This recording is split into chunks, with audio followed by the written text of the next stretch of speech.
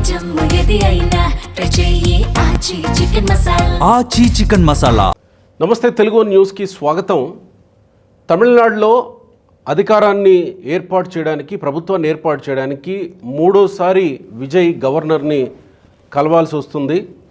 ఎట్టకేలకు విజయ్ ప్రమాణ స్వీకారం చేయడానికి, విజయ్ ముఖ్యమంత్రి కావడానికి రూట్ క్లియర్ అయిపోయింది. గవర్నర్ని కలుస్తాడు. గవర్నర్కి మ్యాజిక్ ఫిగర్ చూపించిన తర్వాత, లెటర్లు చూపించిన తర్వాత, ఎవరెవరు మద్దతు ఇస్తున్నారో పార్టీలు చూపించిన తర్వాత గవర్నర్ ఆమోదిస్తాడు. ప్రమాణ స్వీకారానికి వేదిక రెడీ చేసుకుంటారు. 10 రోజులు టైం ఇచ్చాడు, కానీ ఈ లోపలే అదంతా ముగియబోతుంది మనకి కనబడుతున్న సీన్ చూస్తుంటే. అయితే ఇంత ప్రహసనం వెనక ఏం జరిగింది? నిజంగానే బీజేపీ విజయ్ని నిలువరించి ఇంకేదన్నా చేయాలని ప్రయత్నించిందా? డిఎంకే, ఏఐడిఎంకే ప్రభుత్వాన్ని ఫామ్ చేయడానికి ప్రయత్నించాయా? అసలు రజనీకాంత్ స్టాలిన్ని ఎందుకు కలిశాడు? మళ్ళీ చర్చల్లోకి రజనీకాంత్ ఈరోజు ఎందుకు వచ్చాడు? ఉదయం నుంచి మళ్ళీ రజనీకాంత్ మీదుగా చర్చలు ఎందుకు నడిచాయి? ఇంత ప్రహసనం ఎందుకు నడవాల్సి వచ్చింది? విజయ్ బలం లేకపోయినా పదే పదే ఎందుకు గవర్నర్ని కలవాల్సి వచ్చింది? విజయ్ గవర్నర్ని బ్లేమ్ చేశాడు, బ్లేమ్ చేయించాడనేది ఒక చర్చ ఎందుకు తెర మీదకు వచ్చింది? అసలు డిఎంకే నిన్న స్టాలిన్ ఇచ్చినటువంటి క్లారిటీ మీద ఉండకుండా రకరకాల ప్రకటనలు ఎందుకు వచ్చాయి? వివి రావు గారు సీనియర్ జర్నలిస్ట్ జాయిన్ అవుతున్నారు మనతో. నమస్కారం రావు గారు. దాదాపు క్లియర్ అయిపోయినట్టే అనుకోవాలేమో కదా విజయ్కి? ఇంకా అనుకున్నట్టు క్లియర్ అయిపోయినట్టే. 6 గంటలకు అపాయింట్మెంట్ తీసుకున్నారు. ముందు 4:30 తీసుకున్నారు, తర్వాత మళ్ళీ 6:30కు ఒక టైం కూడా 6 గంటలకు ఒక టైం పెట్టుకున్నారు. ఇప్పుడు దాదాపుగా ఇప్పుడు ఆల్రెడీ ఆ సిపిఎం, సిపిఐ, వీసీకే వాళ్ళు గవర్నర్కి లెటర్లు పంపించారు. మేము అన్కండిషనల్గా మద్దతు ప్రకటిస్తున్నాము విజయ్కి అని చెప్పేసి వాళ్ళు లెటర్లు పంపించారు. ఆ లెటర్లు ఇతనికి కూడా ఇచ్చారు కాబట్టి విజయ్ పార్టీకి కూడా ఇచ్చారు వాళ్ళు. ఆ లెటర్లు తీసుకుని ఇప్పుడు వెళ్తున్నాడు ఆయన గవర్నర్. మనం వీడియో చేసే టైంకి 118 ఉంటే కనుక గవర్నర్ ఆమోదించాల్సిందే, ఇంకా చేసేదేం లేదు. ఇప్పుడు వాళ్ళు కండిషన్స్ లెటర్ వాళ్ళు మద్దతు ఇస్తున్నాం అన్నట్టు 3 పార్టీలు లెటర్లు ఇచ్చినాయి. వీళ్ళకి ఆల్రెడీ 111, 112 వరకు ఉన్నాయి. ఏది 107 విజయ్ పార్టీకి, 5 కాంగ్రెస్ పార్టీకి, 112 ఈ ఒక 6, 118. అందుకని తప్పకుండా పిలవాల్సిందే. కానీ ఇంత ప్రహసనం జరగడానికి కారణం బీజేపీ అనా సార్? బీజేపీనే. ఎందుకంటే విజయ్ ముందుగా కాంగ్రెస్ని అప్రోచ్ అయ్యాడు. కాస్త వెయిట్ చేసి ఏ పార్టీ నుంచి అని వస్తారో, ఏఐడిఎంకే వాళ్ళతో ఏమైనా సంప్రదింపులు చేస్తాడేమో అనేది చూశారు. లేకుండా కాంగ్రెస్ వాళ్ళు ఖర్చుకు ముందేశారు. దాన్ని నిలవరించాలి అనే ప్రయత్నంలో జరిగిన భాగమే ఇది. ఎందుకంటే ఇప్పటివరకు మెజారిటీ లేకపోయినా సింగిల్ లార్జెస్ట్ పార్టీని పిలిచి అడుగుతారు, మీరు ప్రభుత్వం ఏర్పాటు చేస్తారా, మీకున్న ఇదేంటి అంటే నేను చేస్తే కొంతమంది ధైర్యం ఉండి చేసి మేము తర్వాత ఎమ్మెల్యేలను కూడగట్టుకుంటాం, లేకపోతే ఇతర పార్టీల మద్దతు కూడగట్టుకునే వాళ్ళు మేము చేస్తామని చెప్తారు. దానికి ఓకే చేస్తారు గవర్నరు, ఫ్లోర్లో టెస్ట్ పెడతారు, నిలబెడుతుంటాడు, లేకపోతే పోతాడు. అయితే ఈ కొత్త సాంప్రదాయం ఏం పెట్టాడంటే ఈయన నేను ఉంటేనే చేస్తాను, 118 చూపిస్తేనే చేస్తాను, అనుమతిస్తాను నేను అని క్లియర్గా చెప్పాడు. అంటే హైకమాండ్ ఆదేశాలతోనే అని అనుకోవాల్సిందేనా? అంతే. ఇప్పుడు చరిత్రలో ఎక్కడా కూడా ఒక గవర్నర్ ఇటువంటి కాంట్రవర్సీ వచ్చినప్పుడు మీడియాతో మాట్లాడటం చూడలేం మనం. నేను ఒక ఛానల్కి, టీవీకి ఆయన ఇంటర్వ్యూ ఇచ్చాడు. అవును, రిపబ్లిక్ టీవీకి అర్ణబ్ గోస్వామికి ఇంటర్వ్యూ ఇచ్చాడు. అది ఇంతవరకు ఎక్కడ చూడలే. ఏదైనా ఇష్యూ జరిగినప్పుడు అక్కడ కలిసినప్పుడు మీడియా వాళ్ళు ఏదైనా మైకులు పెట్టి అడిగితే దాని మీద మాట్లాడిన సందర్భాలు ఇటీవల కాలంలో ఉంటున్నాయి తప్ప, ఈ ఒక టీవీ ఛానల్ వాళ్ళు ఇంటర్వ్యూ ఫోన్ లైన్లో అడిగితే ఆయన చెప్పడం అనేది ఇంతవరకు ఎప్పుడు చరిత్ర జరగలేదు, మొదటిసారి జరిగింది. అంటే ఉద్దేశపూర్వకంగానే ఏం జరిగిందో చెప్పాలని ఆయన తన వాయిస్ నేషనల్ మీడియాలో వెళ్ళాలని. ఓకే, ఆల్రెడీ ప్రకటన కూడా చేశారు వాళ్ళు.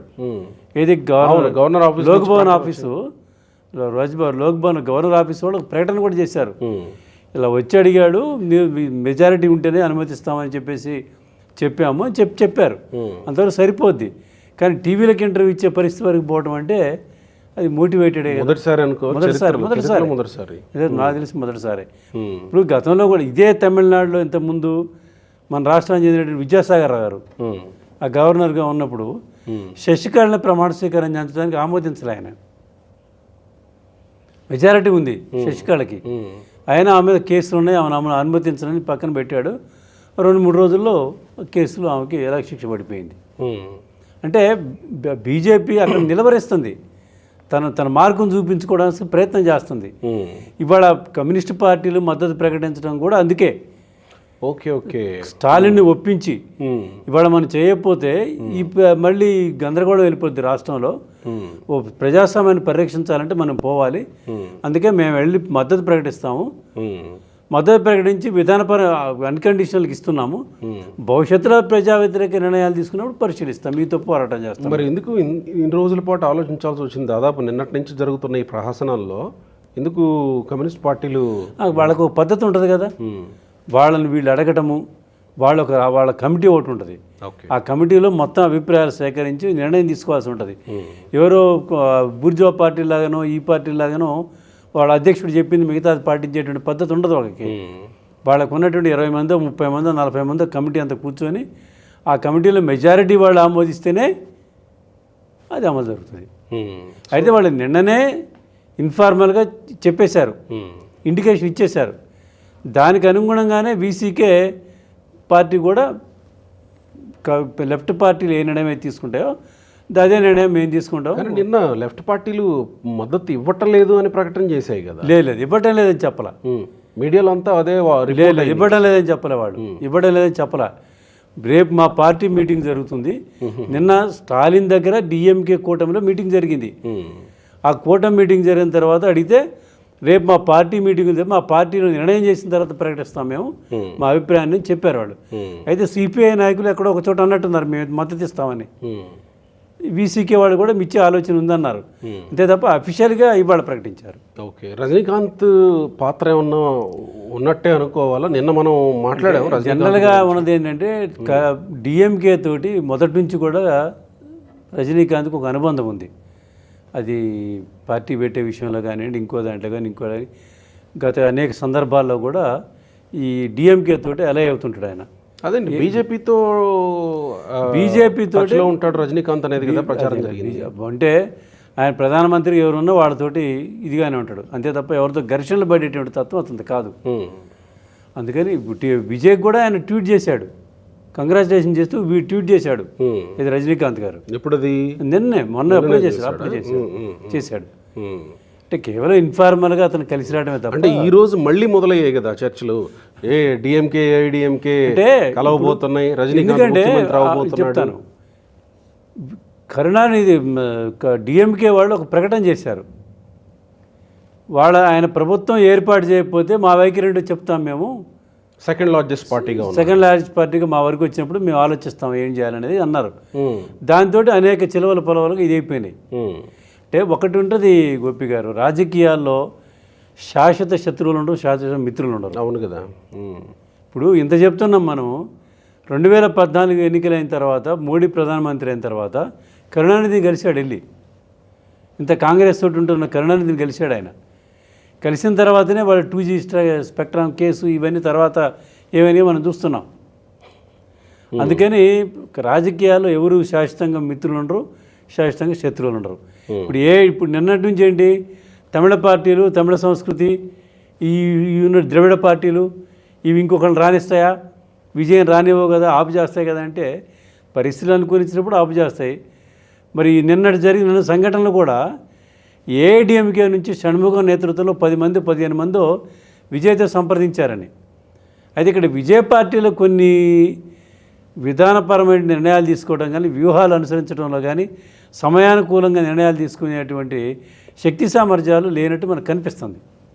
ఓకే, ఆ లోపం కనిపిస్తుంది. ఇవాళ కూడా వీసీకేకి, సిపిఎంకి, సిపిఐకి వీళ్ళు మాకు మద్దతు ఇవ్వండి అనేటువంటికి ఒక లెటర్ పంపించారు వీళ్ళు. ఆ లెటర్ కూడా ఎట్లా పంపించారు, వాట్సాప్లో పంపించారు వాళ్ళకి. అంటే ఇంత గందరగోళం, ఇంత క్రిటికల్గా ఉన్న సమయంలో సరే విజయపోతడా లేదని తర్వాత వాళ్ళ పార్టీ నాయకులు ఎవరు ముఖ్యులు, ఒక డెలిగేషన్ 2-3 కలిసి వెళ్ళి మేము వస్తున్నాం మీతో మాట్లాడడానికి చెప్పి ఇన్ఫార్మల్గా చెప్పి ఈ లెటర్ తీసుకుపోయి మా పార్టీ అధ్యక్షుడు మీకు ఇవ్వమన్నారు, మీ మద్దతు కోరమన్నారు, మీరు మాకు మద్దతు ఇస్తే మేము ప్రభుత్వం ఏర్పాటు చేస్తాం అని ఏదో ఫార్మల్గా కలిసి మాట్లాడి మర్యాద చెప్పాలి. ఫోన్లో వాట్సాప్లో పంపించుకుంటారా లెటర్లు? పంపించారు వాళ్ళు. అంటే అనుభవాలు ఏమి కనపడుతుంది అంతే కదా. దానికి ఆ వీసీకే సెక్రటరీ రాజేంద్ర ఉన్నాడు, అతను తీవ్రంగా అభ్యంతరం వ్యక్తం చేశాడు. ఇదేం పద్ధతి, ఇదేనా ప్రభుత్వం ఏర్పాటు చేసేటప్పుడు ఒక అధికార పార్టీకి ఉండాల్సినటువంటి సాంప్రదాయం ఇది? కనీస మర్యాదలు పాటించరా అనేది వాళ్ళ చర్చ వచ్చింది. సరే, మొత్తానికి ప్రభుత్వం ఏర్పాటు చేయడానికి తగినంత మెజారిటీని అయితే సాధించుకోగలిగారు ప్రస్తుతానికి. అయితే ఇక్కడ సరే, ఈ చర్చలన్నీ పక్కకి వెళ్ళిపోయినాయి. ఇప్పుడు సాయంత్రానికి వచ్చేసరికి అవును, ద్రవిడ రెండు పార్టీలు కలిసి ప్రభుత్వాన్ని ఏర్పాటు చేస్తే వాళ్ళు మధ్యాహ్నం కూడా ఇళంగోవన్ అని డిఎంకే పార్టీ నాయకుడు ఒక అతను వాళ్ళు మీటింగ్ డిఎంకే ముఖ్య నాయకులతోటి స్టాలిన్ మీటింగ్ పెట్టాడు.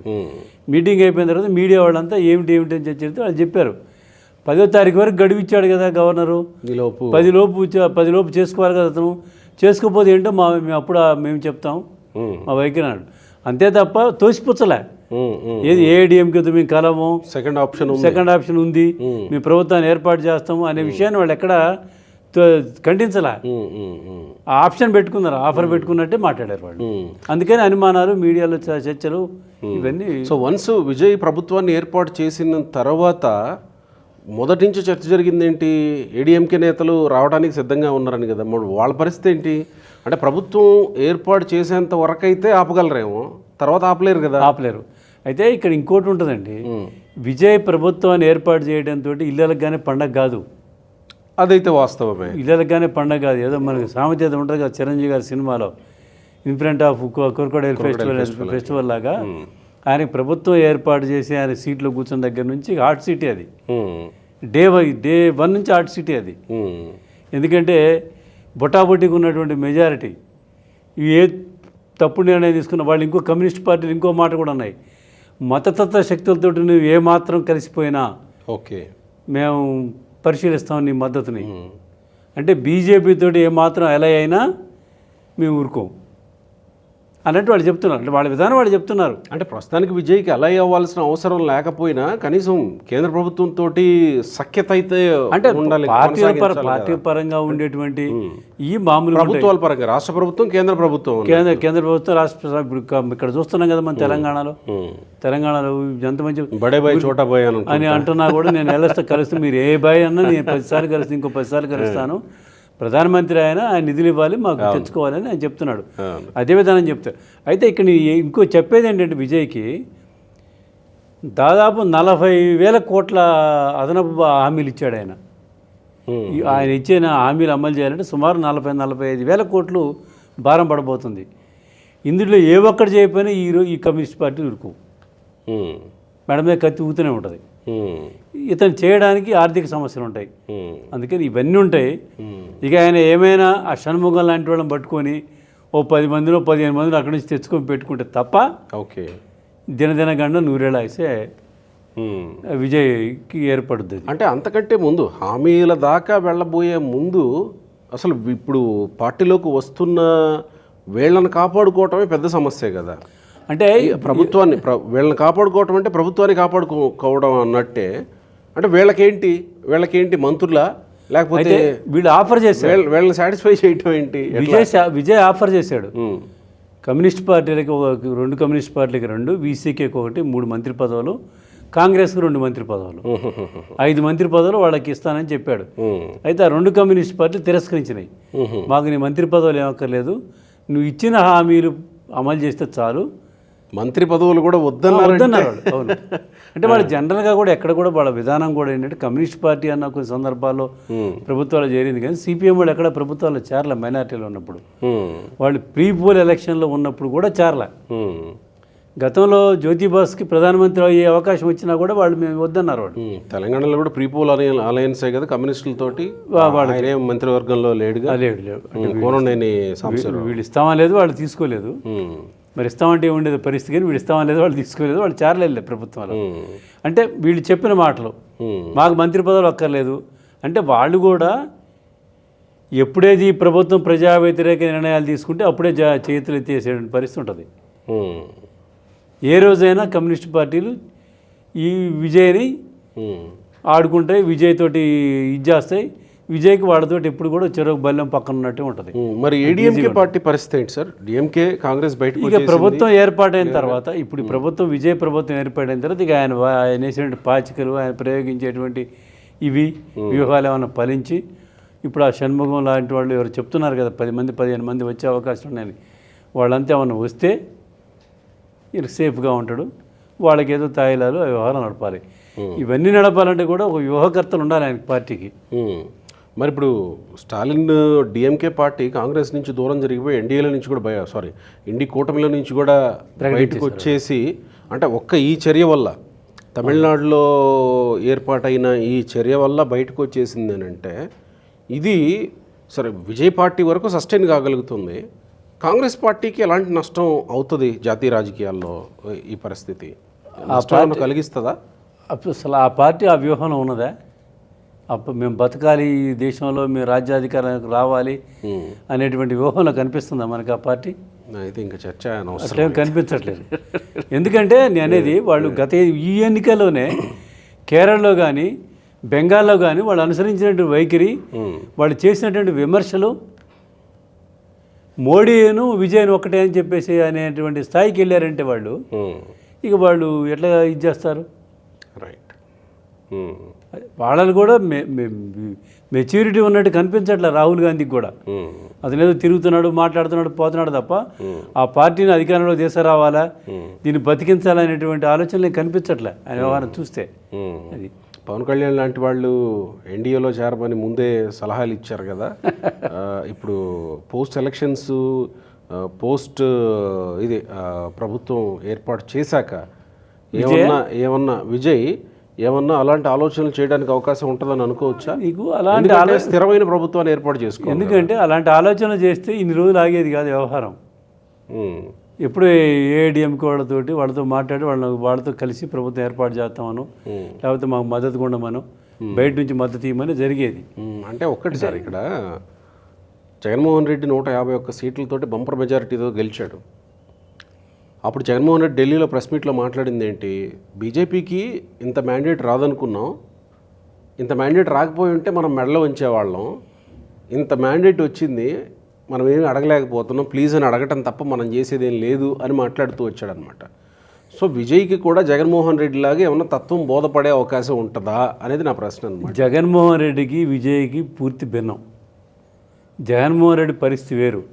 ఆయనకున్న కేసులు, ఆయనకున్న వ్యవహారాలు, ఆయనకి ఎప్పుడు ఇట్లా ఊగులావుతుంటుంది కత్తి. ఓకే. విజయ్కి ఆ పరిస్థితి లేదు. ఓకే. పైగా విజయ్ని కూడా ఇప్పుడు ఎవరు డిస్టర్బ్ చేసేటువంటి ఆలోచన కూడా చేయరు. ఎందుకంటే ఆ రాష్ట్రంలో ఆయనకు వచ్చినటువంటి ఓటింగ్ కానీ, ఆయనకు వచ్చినటువంటి ప్రజా మద్దతు కానీ, రైట్, ఆయనంతటా విజయ్ తనంతట తానుగా పాడు చేసుకుంటే తప్ప ఎదుటి వాళ్ళు ఎవరు ఆ పార్టీని పాడు చేసే పరిస్థితి ఉండదు. అంటే ఇప్పటికే చెప్తున్నారు, ఆ పార్టీలో గెలిచిన ఎమ్మెల్యేలు వీళ్ళు వాళ్ళందరిని అదుపు చేసుకుంటే చాలు విజయ్. ముందు వాళ్ళని అదుపు చేసి వాళ్ళని దారిలో పెట్టుకుంటే. సో ఒకవేళ ఇలా ఎక్స్టర్నల్ శక్తులు ఏమన్నా డిస్టర్బ్ చేసే ప్రయత్నం చేస్తే తమిళ ప్రజల ఆగ్రహానికి గురికాక తప్పదు. ఇప్పుడు ఎందుకంటే స్టాలిన్ అట్లా చేస్తాడని అనుకోవట్లేదండి. స్టాలిన్ చాలా సీనియర్ పొలిటీషియన్, అతను చాలా అనుభవజ్ఞుడైన పొలిటీషియన్, అతను చాలా తెలివి కలవాడు. ఈ ప్రభుత్వాన్ని 6 నెలల తర్వాత మేము చూస్తాం వాళ్ళ పరిపాలన బట్టి, అప్పుడు మా ఇదేదో చెప్తామన్నాడు. అంటే ఇతను పరిపాలించలేడు, ఇతను చేత కాదు, ఈ ప్రభుత్వం ఉండదు అనేటువంటి స్థిరమైనటువంటి అభిప్రాయంతో స్టాలిన్ అన్నాడు. అంటే ఒకవేళ నిజంగానే స్టాలిన్ ఎక్స్పెక్ట్ చేస్తున్నట్టు ఈ ప్రభుత్వం అలాంటి పరిస్థితుల్లోకి వెళ్ళిందా అనేది ప్రజలే డిసైడ్ చేస్తారు కదా. అవును. Right sir, thank you.